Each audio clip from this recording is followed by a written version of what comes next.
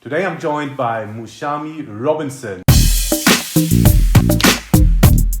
Moushaumi is Olympic champion 2004 in the 4x400 meter relay. Also a 11-time All-American. Welcome, Moushaumi. Thank you. Thank you for having me. I'm excited. Same here. Moushaumi, where did it all start? How did you get into track and field in the first place? And then why 400 meters out of all disciplines? That's a great question. I think what would be cool to know is I set a goal when I was 7 years old. It was 1988 and I'm watching the Olympics and I see Florence Wortham trying to run the 100.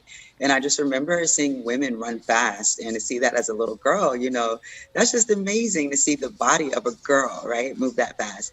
And I remember I ran upstairs. I was living in Columbus, Ohio, so we have basements up north. And I ran upstairs to the kitchen. I said, Mom, I'm going to win an Olympic gold medal for you, me, and Dad. And then I go back downstairs, right, and finish watching it. And this is at 7. So, I continued growing up as a kid with supportive family. And I remember when I was 9 years old, my dad was supposed to be taking me to a dance class at a recreation center. But instead, he took me to a track meet because he had seen me run at a family reunion and he saw me beat all these boys. So, of course, my dad told me the backdrop of this story when I got older. But so he takes me to this track meet when I'm 9. And I get second in the 50-meter dash.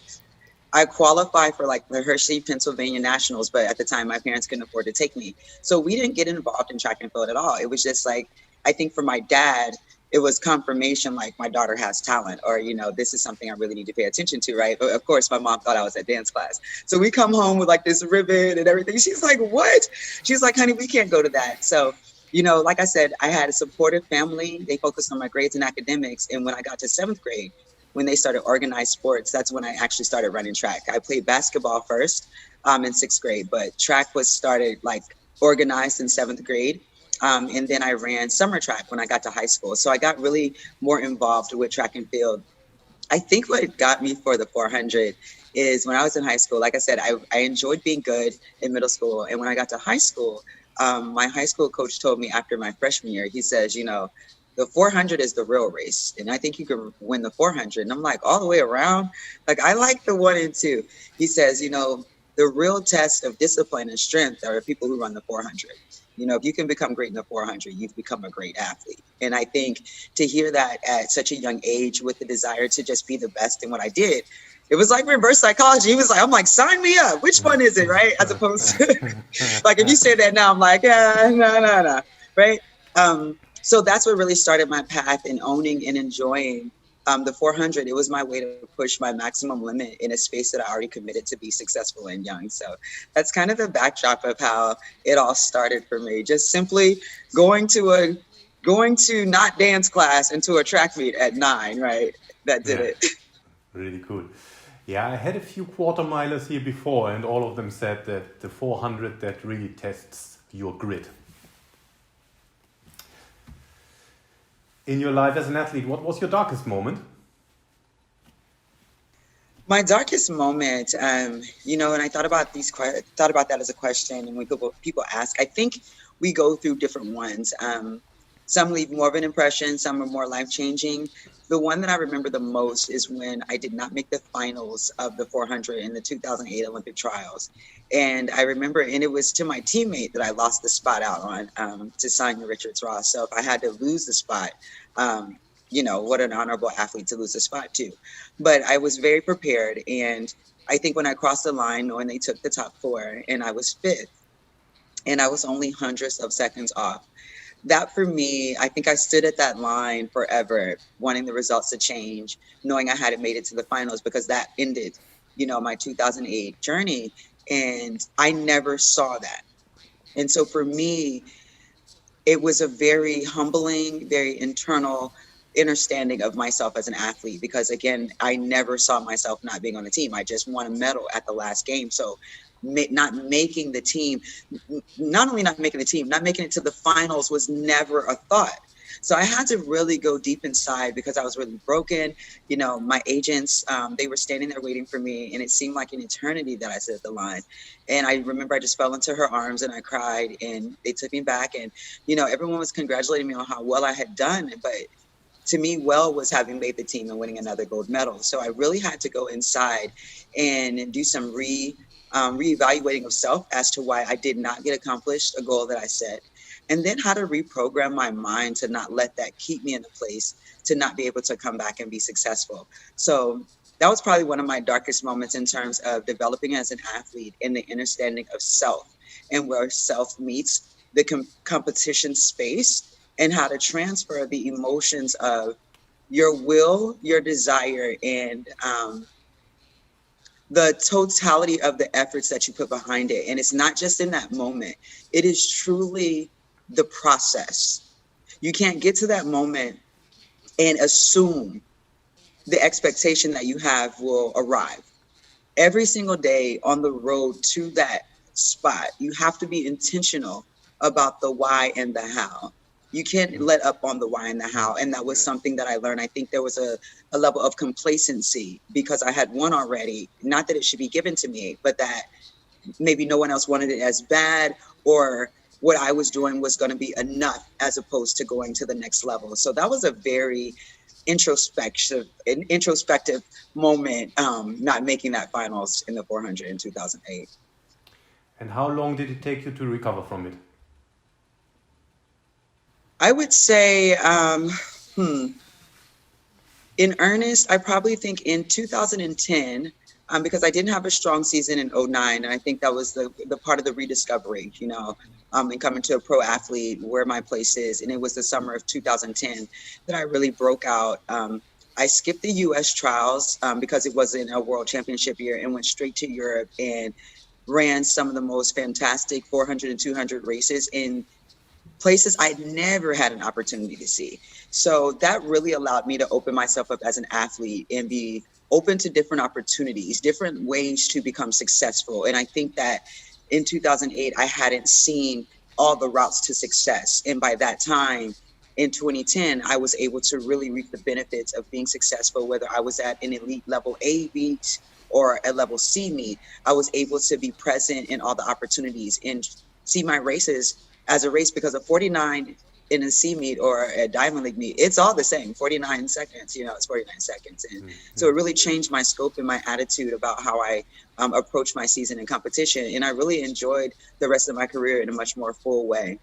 Oh, really cool. What was your best moment?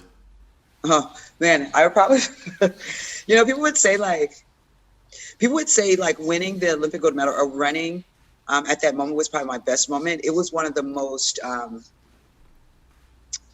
spectacular moments, but I would say my best moments as an athlete racing was the Olympic trials to make that team. I just remember I was in the 8th lane going into the finals. And, when people think about, just what you think the results will be, you'll think the person in lane 1 or lane 8, you start to figure out who are the best or whatever, right? But the one thing I learned is, it's 400 meters all the way around. And when I got in my blocks that day, I knew top 6 goes, and I knew that I was going to make the team. I wasn't just making the team. I was winning a gold medal. In order to win, you had to be there, right? So my mind went into the finals. I just needed my lane and I needed my spot. And I remember I got out the blocks. And so here's how I think about lane 8. Anytime I'm in lane 8 and runners are in lane 8, I'm like, you're already winning. You're already at the finish line. It's all about how you think about it. Like, everybody is behind you. Just never see anyone. If you never see anyone, it's a guaranteed win. Like, you have to go into lane 8 with that mindset. Never see anyone on your inside, and you're the winner. Like, I almost used to think like lane 8 was a cheat. Like, you're already ahead. It's all about, the concept. So I went into it with that exciting understanding. And I remember I got to the 300 meter mark, and it was myself and my 2 training partners, Suzanne Reed and Debbie Dunn. And it's interesting that God put me with my training partners coming down this last bend. I had not beaten either one of these women in the races leading up to this Olympic trials. We had some really great competitions, but I was always finishing 3rd. And I remember when we came off the bend and I got to the 100 meter, I just remember I looked straight down the track and I was like, I'm making this team. And I got 6th, and I beat those 2 out for the spot. And that was my best moment. It was at that 100 meter spot when I made the decision to make the team and win. That was it. To me, that was the win. And it wasn't about, obviously, it wasn't about the races I had run against them. They beat me, right? It wasn't even about the weightlifting I had done. It wasn't even about the training before. That's what's so amazing. It was a decision that I made different from those two at that time that saw me win an Olympic gold medal. And I always go back to that moment, because when things get difficult, I remind myself, how did I reach some of my greatest opportunities and success? It was because I made a decision, not what people think has to be done, not the laundry list of items that we check off the box that says I am able to get this done because I did X, Y, and Z. It was your will to make a choice to say that I am good enough, I am ready, and I believe in myself enough. And it was that moment. So for me, I even get goosebumps thinking about it, because I know, like, when I put it all together, nothing mattered. I literally was like, no, I'm going to Athens, and just took off and hit another gear. Yeah. Really cool. I actually have that written down for a later point, but it fits perfectly here. I saw in an interview you said good choices lead to good things. That's what you just said. You made a choice and it leads to good things. Can you elaborate on that? Yes, I think that oftentimes when we set out to accomplish things in our life, we go and look for the path to do it. You know, you have to know the how, right? It's important to know your why, and then you seek out on the path to how. And we look to past things. We look to what's already been set in place, or, you know, what people say. It's how it goes. You get up, you train, you eat this, you do that. You have your weightlifting, you have your massage therapist, you have a regimen. Everything has a process. But in this process, we as individual human beings have to make choices. And a part of those choices is recognizing if something in the process does or does not work for you. Just because that's a part of it doesn't mean that works for you. And that comes with a lot of understanding. We were given this beauty of free will, which is choice. You have to learn yourself enough to know which choices you need to make that will best suit you for the success that you want and for the things that you're brought here to do. And the interesting thing about that, nobody knows that but you. The people around us support us in that we show them, and that we tell them, in the things they see us do. So if my coach sees me working hard, he sees me hitting the time, it's going to take him or her up to the next level to really push for me, right? But that doesn't mean they internally know why I'm doing that thing. Only I know that. You know, maybe I'm just running today well because I'm excited about what I have to do later and I want practice to be over. Or maybe I'm running well today because I read an article that someone really rubbed me the wrong way. And I'm like, I'm fighting through that. I'm going to get that. Or maybe I'm running today because my coach has just committed so much to me. You know, the people supporting never know, but you know you, right? And it's when you understand that you truly can accomplish anything that you want because your mind is so powerful. So when you make a choice, anything you step into, when you make a choice to be successful, when you make a choice to be unapologetic about your process and what you have discerned works for you, then you can accomplish anything that you want because you've made the choices that works best for you, that was led by your intuition and your internal spirit, not by all the other things that says this is how the process goes. And that's when you end up doing what's best for you because it's in alignment with what is right in your will. And that's how you end up becoming successful. Everything doesn't work for everybody. That's why I like the saying, there's 15 million ways to skin a cat, you know, right. You know, you are the start and finisher of everything that you want. And it has to be an internal desire. And you have to block out all the noise. And you have to even do your own shadow work.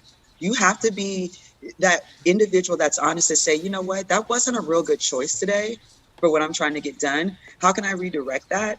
And ask yourself, why did I make that choice? When you can be honest with yourself, that's when you're headed to your path of righteousness and what you want. Really cool. If you could travel back in time 10, 15, 20 years, what advice would you give a younger Moushaumi? That's a good one. If I could travel back, I would tell my younger self to really enjoy and live in the moments. I think a lot of times we get caught up in what's next to come, right? And then what someone else has next. And we become so regimented and scheduled. And there's a structure. And in order to do this, you have to do that. And then to do that, you have to do this. Sometimes we lose the moment and we forget that the beauty and the joy is in the moment. Once I won the medal, and I think this happens to a lot of athletes, You reach that success that you were, that goal that you set. And when you get it, you're like, well, where, where are the fireworks?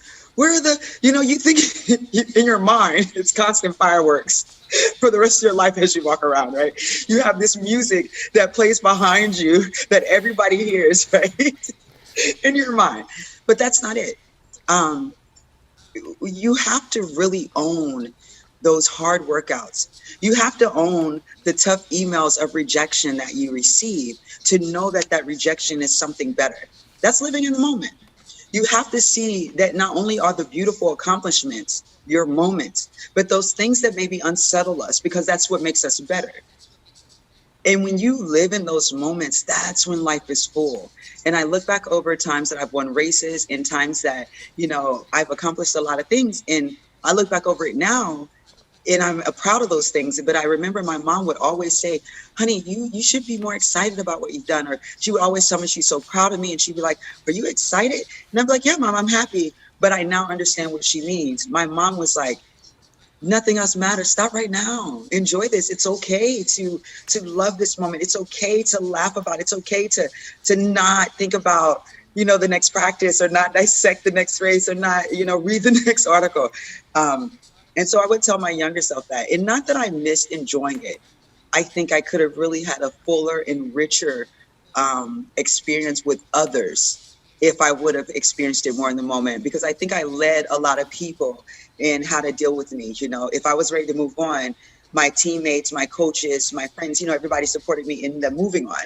So it's like the celebration stopped when I stopped celebrating. We continue to support, but let us all relish in that moment because it was our moment for everyone. So I've seen that different, and I would definitely tell my younger self that, and to any children, Yeah. anyone, have your moment Yeah. as long as you need to, right? Yeah.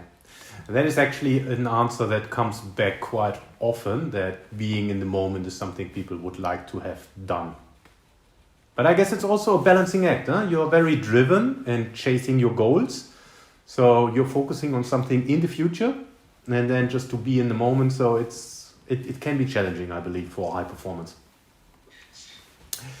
So going from a younger Moushaumi to younger athletes or younger pupils, I saw you have bravely taken a stance against bullying. It's on YouTube. I think it's important.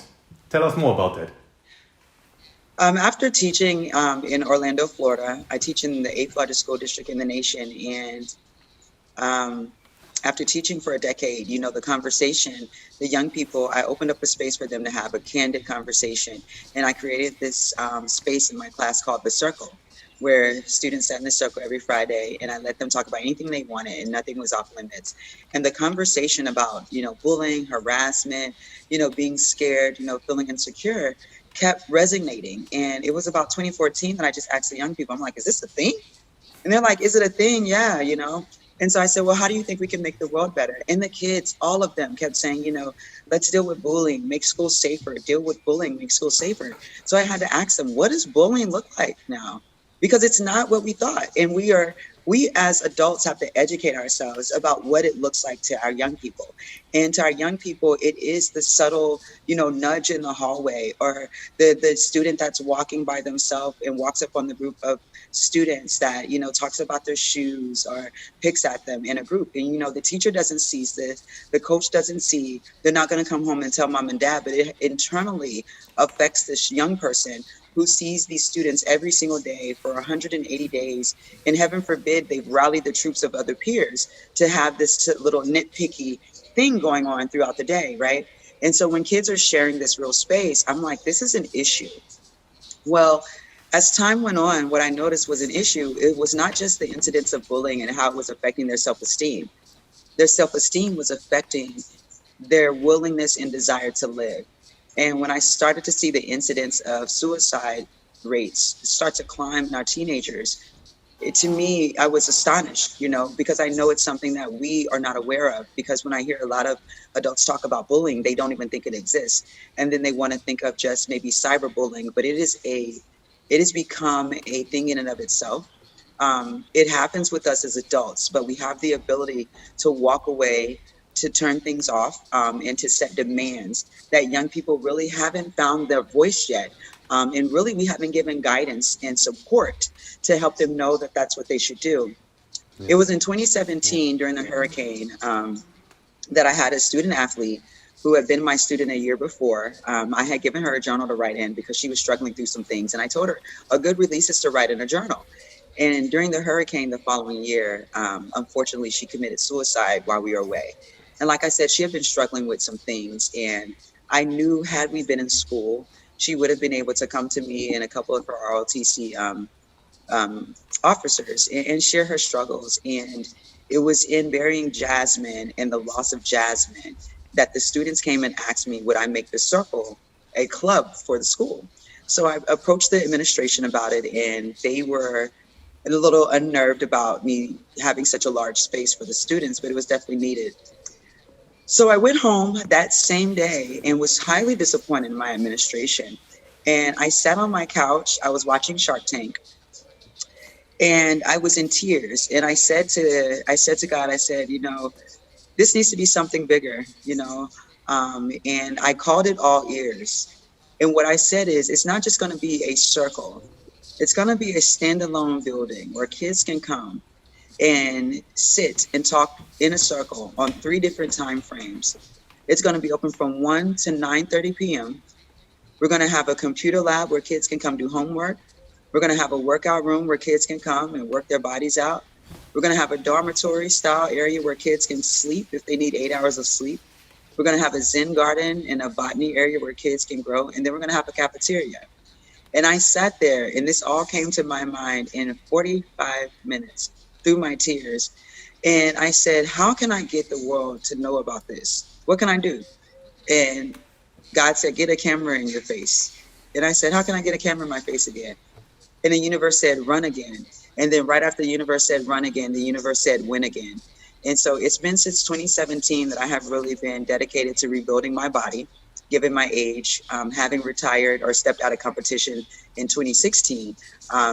Like I'm not far from competition, so my body's still strong, but I've been building different since that time and with different purpose. So I finally decided to launch the GoFundMe page. I took a step out of the classroom.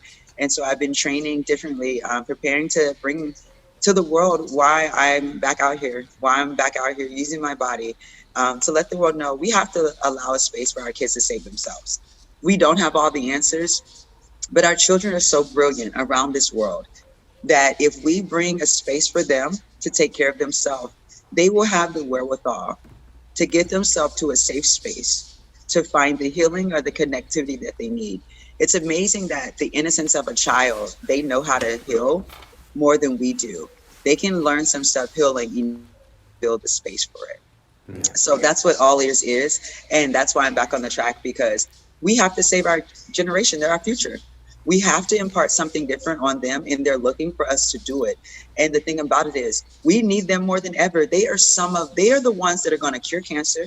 They're the ones that are going to develop on Mars. It's our young people. They come from us. They are evolved. We have given them more to dial into, and we have to be honorable to protect their spirits and heal them and tell them that the things they are seeing, there's perspective on those things. You know, you are worth more than any dollar or anything that they see. And we have to give them a space where we pour that into them because we need them. And as adults, we would be remiss if we think that we can go on like we do and not really sit and hold a space and pour into our children and plant seeds of confidence, self-awareness, acceptance, inclusion. I'm not even going to use diversity, because to say diversity, we are diverse. That's what makes our children excited about living. When they see diversity, it gets weird when we separate it, and that's when they lose identity. They identify with each other across the board until we start separating those things. So I want to build a space for them to remind them we are human and they are the most important things. And you know what? This is the best part of All Ears. In every single country that All Ears comes into, the individuals that I want to work at the All Ears are veterans. If you've served in the armed forces in your country, Those are the individuals that I feel need to be every single day working with our kids side by side, dealing with trauma, not only healing our children, but healing themselves. I think they can feel that their work was never in vain when they're working around children. And I think when you heal our veterans and you take care of the children, that is when you save the world. And that's in any country. Yeah, I can't agree more. Yeah.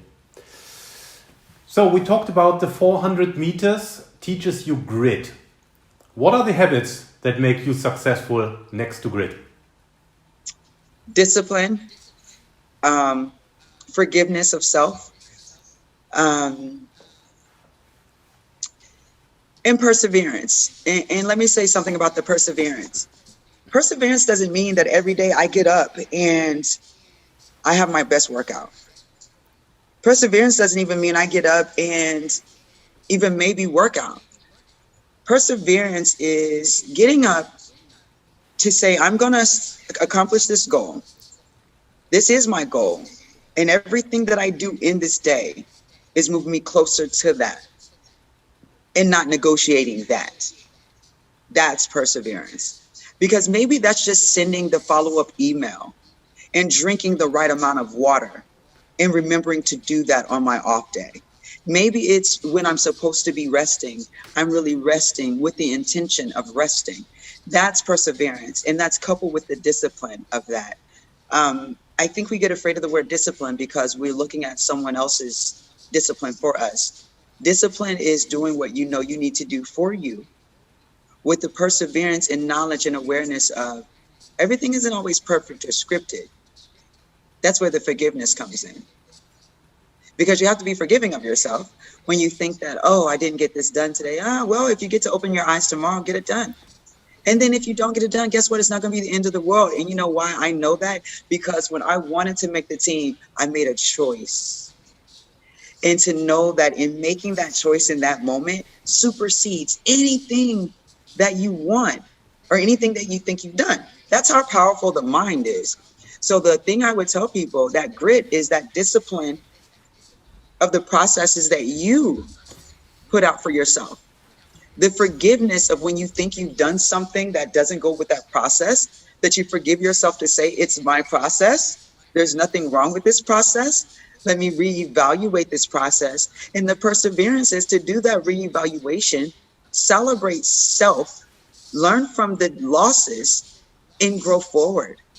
Not go forward, grow forward. And when you use that, it's like you get excited about what's to come. You get excited about the can and the will. You know, you only owe this happiness and this goodness to self. Once we stop looking at outside to satisfy the outside, those who love us want us to experience joy. And the only way we can experience joy is to have an internal joy. And that's with what we feel really makes us work. And so I say to the people that discipline is is the process for yourself. You discipline yourself in your process. You forgive yourself along the way and don't be so tough on yourself. And then you have the perseverance to continue to move forward towards your goal and know that the things that you're doing are towards that goal. And as soon as you do something that's not towards that goal, own it. Own it and say, listen, self, this wasn't goal oriented. Let's get back on the path. And then you pat yourself on the back and say, man, I had a human moment. Let me go ahead and get back into my elevated self and my highest self. And you get back on and you keep trucking. That's that grit. Cool. How do you prepare for important moments? I sit with myself. I get into a quiet place, and by quiet, I mean, even if it's in the car, you know, even if it's before I'm about to go into a meeting, before I'm getting on a Zoom, I take that time with self and really become present. I think about what that moment is supposed to be. I own my feelings at the time, whether it's anxiety, whether it's nervousness, whether it's excitement.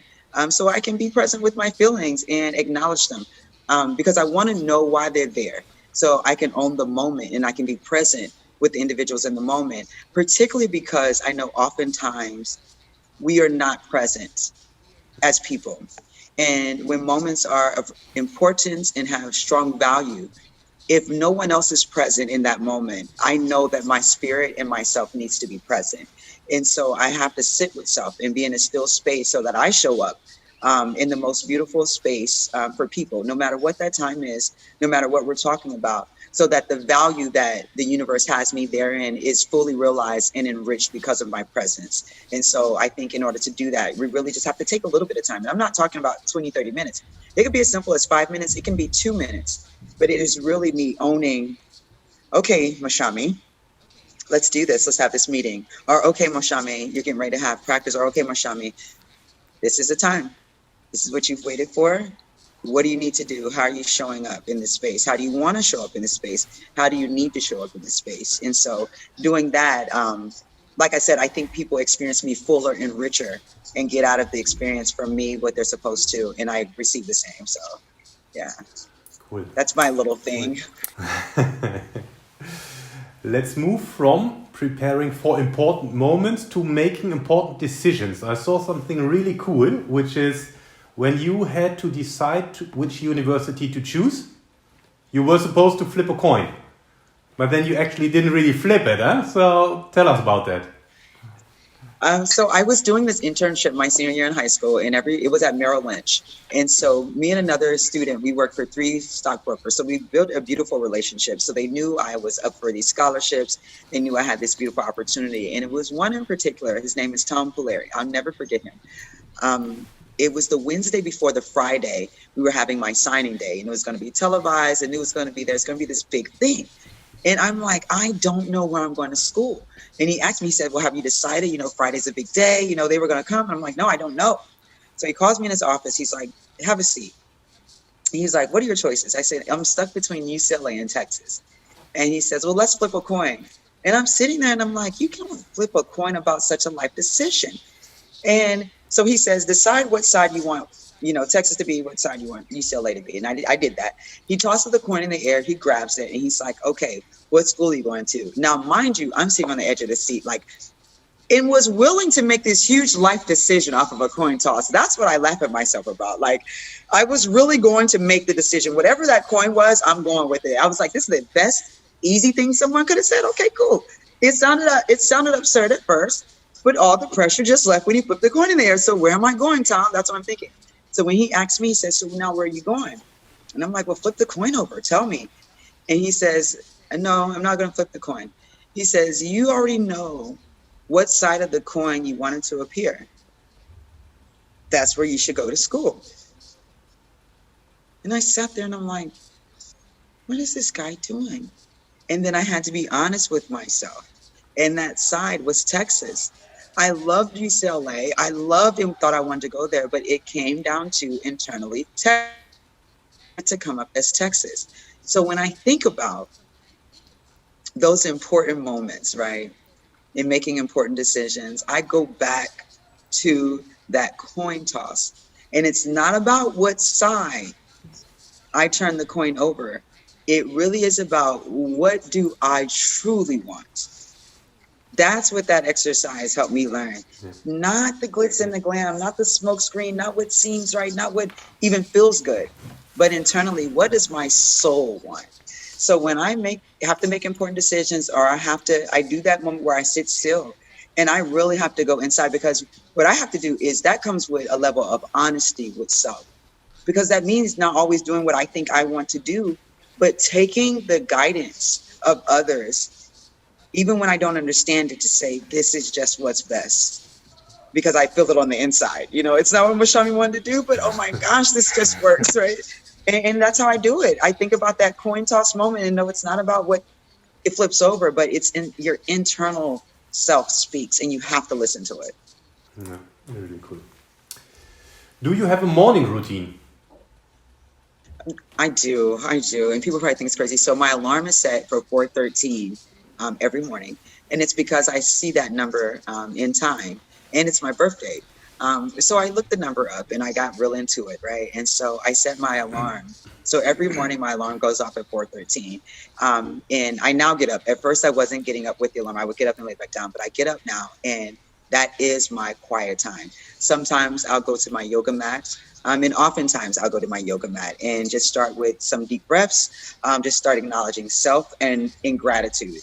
I start my day with gratitude. And that's why I go ahead and get up, before the sun comes up, just to be honorable about life and breath before anybody demands anything, just to be with self. And if I don't do that, I'm doing something that's edifying. I'm either cleaning my kitchen, preparing for breakfast, but anything that is taking care of self first. So I really get up and do things that are self-oriented, just to show gratitude. Because if I'm not well, if I'm not in a good space, there's nothing that I can offer to the world. So, I don't even get so routine as I get the mindset of, let me get up in time, that I love on self first, so then I can be able to love outwardly and everyone else. So, I just employ people to start a morning routine that feeds them. I also listen to a lot of motivational things on YouTube, and a lot of just things that pour into myself and my spirit. So, whatever anyone finds that makes them feel joy in the morning or makes them feel gratitude about life, get up and get in that space, And I think it's important that everyone finds that quiet time for self and carve that out. We're only as good to people as we are to ourselves, So that's how I am about a morning routine. I know some are like really regimen and really, mine, I get up and it's about self-love. And what does that look like? Obviously my supplements I take, but again, it could be just as simple as going ahead and getting the vacuum started or sweeping my back porch because I wanted to. And now that it's so quiet, I can get that done. And now I can sit and look at a clean back porch and feel comfortable. It's not always about the big things. I've learned in life, it is all and everything about those little things that are intrinsic to us that really fill us up and make us valuable to those around us. Yeah. How do you overcome setbacks? Woo. You know what? I like to look at setbacks. How do I overcome them? I would say this, and I think people get stuck. I don't think we overcome setbacks. We grow through setbacks.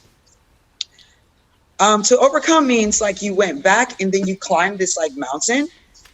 And you didn't build a mountain, you were on a path, right? So you set back and then you came right back through, because like you said, it set you back, you think. Setbacks give us an opportunity to look at that same path we were going down, to say, do I need to put a different type of surface on this path? Or do I need to get off the path altogether? So setbacks are that opportunity to reevaluate, right? And I think oftentimes we look at setbacks as the universe saying, it's not going to get done. No, no. A setback is just that, to set you back. Look at your path you're on. And now tell me, are you going to keep it? Is it going to stay grass, gravel?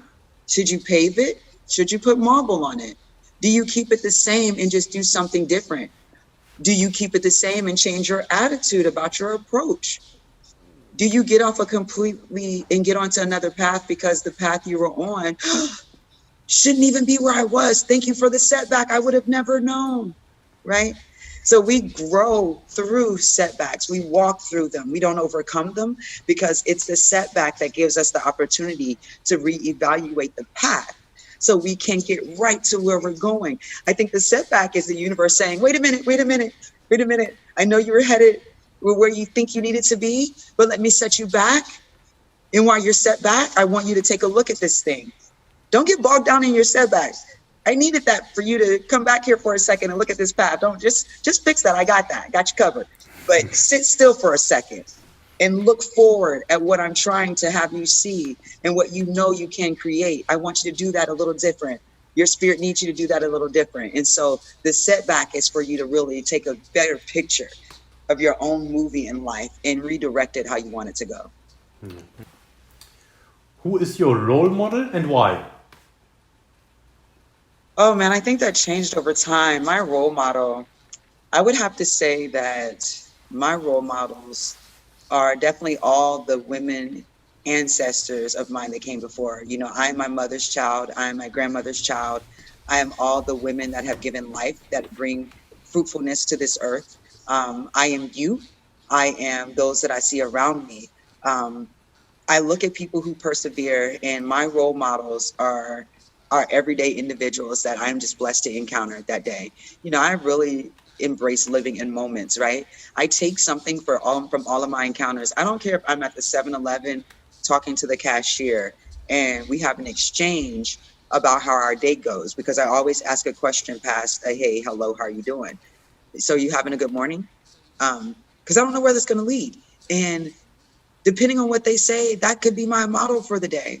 So I've really learned to look at the world as my role model. I have my own ideologies. You know, my spirit is filled with the desire to have other people experience goodness through me. So now when I look at role models, like before, it would have been the Marion Joneses, right? The Jackie Jonah Kerseys when it comes to track, if we're talking about those type of things. In education, I read a lot of books from some of the world's best educators. But I've learned the best role models in life are the people who you move around every single day, because you get to exercise love, acceptance, and forgiveness on a daily basis with individuals. What better role model do you get to exercise that than other people? So like if you to answer the question, at this moment right now, you're my role model. The questions you're asking me, the intention in which you're asking, the questions that you've thought of, that's a role model. If I do an interview with somebody, be intentional about what you ask them. Be fruitful with the asking. You know, sit and enjoy your facial expressions. You're my role model right now, just to life. It's all about taking in feedback. And so I can honestly say now in life, every person I encounter is a role model to a way to be better. And no matter how I receive them. And look, even in those times that I've had disagreements, you know, I'm my own role model, or they are, because I'll walk away and say, you know, could my tone have been better? Could our tone? And it always ends in resolve. And that's the beautiful part. You know, even in that moment, we were able to model behavior that should either be better or is something that we can use to duplicate in another situation. So I'm so present now more than ever in my life, which I'm so thankful for. Really good. What is the best advice you received and who gave it to you? The best advice I received and who gave it to me? Well, you know, I think it hasn't changed, and it was from my grandmother. She says and would always say, right is right, and right don't wrong nobody. And that's profound. You can't, when you talk about choices and free will, when that's embedded in you as a young person, it's easier to stand on things for the right, even if you're by yourself and stand alone. When you know that the right things, no matter who agrees or disagree, but doing what's right doesn't bring any wrong to people and doesn't bring wrong to society. You know, you can live a richer and fuller life in that. You know, you gain confidence in that you're doing the right things and that you're leaving positive footprints. And I think of all these profound quotes I've heard, and I go back to Marjorie Johnson. You know, I go back to my grandmother and I think she said it to us because we were playing out in the yard, you know, with some kids, and we were on the basketball, and, you know, the kids had got an argument about who had the ball. And I just remember my grandmother came out the door and she was in the back porch and she said, y'all be out there, y'all need to share, because right is right and right don't wrong nobody. And I'm like, you know, he's right about that. You know, if it's not your turn to have the ball, the fair thing, what makes this game fair is that we go back and forth. And so if you give the ball to the right person, then it follows the rules, and that's right. And nobody has been wronged. Your team may lose, but you haven't been wronged because you followed the rules of right. And, you know, to get that young and to continue to make those decisions, even when I'm speaking to people who have opposite views, am I being right? Not necessarily opinionated. Is this right? Are we right? You know, where does right come in? And then where is wrong? And let's stand in what's right and leave what's wrong alone. And so for me, that was something I've been able to take into my life, something so simplistic yet so profound. Yeah. If we go back in time, how did a typical training day look like? When I was in my younger self, because I definitely would not train like this, it was 6 days a week. And in the mornings, I lifted weights at 7 o'clock in the morning, and we would go straight to the track. So we go from the weight room to the track, and we spend about 2 hours in the weight room. about 3 hours on the track during our workouts, and we did practice Saturday morning. So, and then there were different days that we would take different training groups. I would have a week off. So typically, I was training 5 to 6 days a week, and the training cycle is about 6 hours of training with weights, transition, and the track all together. And I did a combination of. I remember there's this one workout that I did for 10 weeks straight. Every Tuesday, it was 3 700s, and I promise you, I thought my coach was insane. I'm like, dude, we've been doing this for 9 weeks. I get it. Like I can't run this 700 any faster. But what we were able to get to from where we started to where I ended in the workout, and to see the progression. The crazy part about it is, had I not done it and had he not recorded it, he could not have told me that I was as ready as I was had I not seen it on paper, which was really interesting. So the training was intense and it's ongoing. And because my body could do it, you do it differently. And when you're done with training, you don't have the life where you go to the mall. That's not it. You have to get your nutrition but right back in you. You're usually getting some type of rub down, but your rest of your day is replenishing to go back and do it again. So you have to get off your feet, you have to do your ice baths, you have to massage your muscles. And so it truly becomes a lifestyle. And no, you're not going to be usually awake around the hours of 9:30 and 10. So if you have friends that are like living that lifestyle, that's not your lifestyle, right? Now it looks a little different. I don't spend as much time on the track because I'm older. Rest is much more important. Getting the body work, the massages, doing more functional strength training. I'm not where I used to put 355 pounds to squat on my back. I'm not doing that now. It's more band training, more functional training, and strengthening the movement. I'm a vegan athlete, so definitely changed my diet. Whereas I was very protein heavy, not so vegan and not so clean. So my muscles then were a little bulkier. Whereas now my frame, I have 40-year-old bones. So I don't think those bones want to carry such bulky muscles that they did at 20 something. So, the muscles are a lot leaner and much more functional than they were. So training it's a lifestyle, a good lifestyle that can be profitable, but you do make it a lifestyle and you commit to that. Yeah. What's going on in your life at this moment? You mentioned the GoFundMe. Tell us more about that. Yeah, so MoushaumiMovement.com is my website. I have my doctors and my supplement company, Grandpa's Secret, are the holistic supplements I've been taking that are all natural, plant-based supplements. And they wanted me to go ahead and tell the world about what I'm doing. So we launched a GoFundMe page to put together all ears, to build them, to get them at the inception, to get the U.S. government involved, to get the school districts involved, to create the trust fund, and also to go ahead and set the circle up online so I can start, which I'll be starting in May, a Zoom where we start the circle on Zoom. And I'm just going to invite young people from all around the world to get the code and just chime in, and we talk about things going on with ourselves, So I went ahead and I set that out. Like I said, I've been teaching in the classroom. And I took a leave of absence on March the 12th so I can wake up every day, commit to my training, so that I can go run the time to qualify for trials. I want the world to ask, when they see me run fast, Moushaumi, why are you back? And I want to tell them, just to save our kids, I just want to build a safe space in every single school district in the United States and then around the world where the kids can come. I don't need anybody else to man it. Just give us the resources to build it. Put our veterans there and community leaders that want to sustain our young people, and just continue to fund it and allow the children to come, be healed, and become amazing humans. And what we're doing is we're creating a space for them to grow and to build and to develop good humans outside of the school, outside of the home, and outside of the constructs of social media, in a safe space where they can come and gather. And so for me, that's what this has been all about. I have poured that into my life. My daughter is 9, and every day I train, my daughter gives me hugs. And what she said the other day? She says, Mommy, I love you for going for your dreams. And it's kind of like, when your 9-year-old tells you that, and she knows you want a gold medal. And even still now, I don't know what's going to come of it. I know why I'm doing it. And it's not just necessarily for the medal. The gold medal is all ears.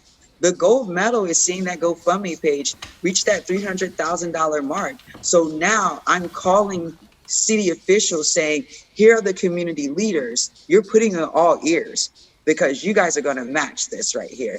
We've had this. And so for me, the GoFundMe is to show the US government, state officials, and school systems that community members came together to say, this is what we want. And we're backing this Olympian who has the certification, who has the knowledge to bring together something that the kids want. And we support her, now support us. And so I say, if they see the community saying, yes, we need something different, they're going to jump on and they're going to want to. And so I'm starting to reach out and gather those right people. But for me, it was about me putting my boots to the ground and getting to work. So I wake up, I train, I recreated a little gym in my house. You know, I do things that are just unconventional now because to get different results, you have to do different things. And, you know, I'm striving hard. I watch film all day of Ben Johnson's start, of Flojo's start.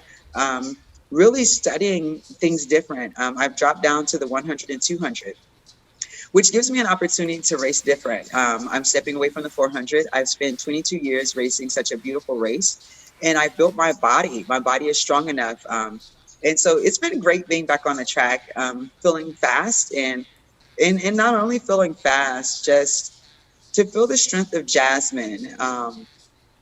When I get tired, and when I feel like this mountain is hard to climb, because I'm going to be honest, I've cried through some of these trainings because it's different. You know, when I get that feeling that I used to feel like, oh my gosh, it's been so long. Like it's that point where you go past your limitation. Um, I truly feel her spirit because I'm doing it to save our kids. I'm doing it so that the Jasmines, there won't be another, that all ears will be in place. So when they feel like there's nowhere else to go, they come to all ears and we receive them. And it's not even a thought of, do I want to exist? I already know that there's a place that knows I'm valuable if I can just get there. It's my dream that in the next 2 to 3 years, teenagers in the United States of America will know all ears as their safe place, and it'll become language for our kids. You know, I want kids to get into an argument and say, you know what? Let's take it to all ears. We'll work it out at all ears, or let's meet at all ears at 5:30 and go to the circle. You know, let's take it to the circle and talk about it. Or you know what? Hey, you guys want to go grab some food at all ears? You know, and the kids come, and it's an open space from one to 9:30. That only our teens can come in. You know, it's for teenagers ages 13 to 19 because they need their own space that respects who they are, that they're growing young adults. And so that's what the Moushaumi movement is. If you see it, it talks about what I'm doing. It has the link to the GoFundMe page, as well as a link to my supplement company, Grandpa Secret, because I do take holistic healing supplements. So when people want to know why my body is able to do it, I do fuel it with nature's products to really allow my cells to replenish and heal themselves. Really cool. We're coming to the end of the interview. Do you want to nominate someone to be interviewed? Oh man, there's so many awesome people. I don't know if you've done Dalilah Muhammad, or even if you have done Natasha Hastings. No. She's another 400-meter runner, and Natasha Hastings, she has had a very long career, and the first team she made was the World Indoor 2014, and that was my first real. Well, I made the world team, but that was my first real indoor team with Team USA, and she was in high school, and I was just out of college. And so to see her, the longevity of her career when she was just a baby, and now she's launched a makeup lip gloss line. She just has so many, wonderful things going on and foundations set up for girls. But to know where she started and to have been on a team with her in high school, and to see our careers in the 400 to have gone together and to race on teams together, and to just see where she's evolved. And then she's now a new mom, training for the games. I think that her story and where she's come from is something that's inspiring. Being from New York, I think that it's the time of the girls when we need to really empower our girls to look at sport as not something just about using the body, but teaches us discipline and true self-confidence. How do we show up as women and feel that we are seen and heard? Because we really are. And I think our men, want us to stand in our truth, so they can really see the fullness of what we have to offer. And I think female athletes need to be present, need to be celebrated, so our girls can say, hey, you know what, I can do that. I just like how she talked. Where did she get that confidence from? Did she get that confidence from, doing a sport? Let me do a sport. So I can say, how I feel about things, because that's really what it does. It just brings our voice and our true selves to the platform and to light. So I think Natasha Hastings would be a great ad for you. Really cool. Thank you. Where can people find you? People can find me on Instagram and Twitter at Miss Moushaumi, MSMOUSHAUMI. And I'm on Facebook, Moushaumi Robinson, OLY. That's our Olympian brand. We get to have that. And if they tap in, my link to my GoFundMe page is in my Instagram bio, as well as my Twitter and Facebook. So tap in with me and let's connect. I love connecting with people. I love encouraging our young people. There have been many young people that have jumped in and wanted to do live videos on Instagram. I think that's so cool. I'm so here for it. So I'm very personable. Just tap in, send me a message, and we can get in there. I'll even work out with you, come up with some cool things for people to do. I'm open. Awesome. Moushaumi, thanks for sharing your experiences, your knowledge, and your passion. Thank you.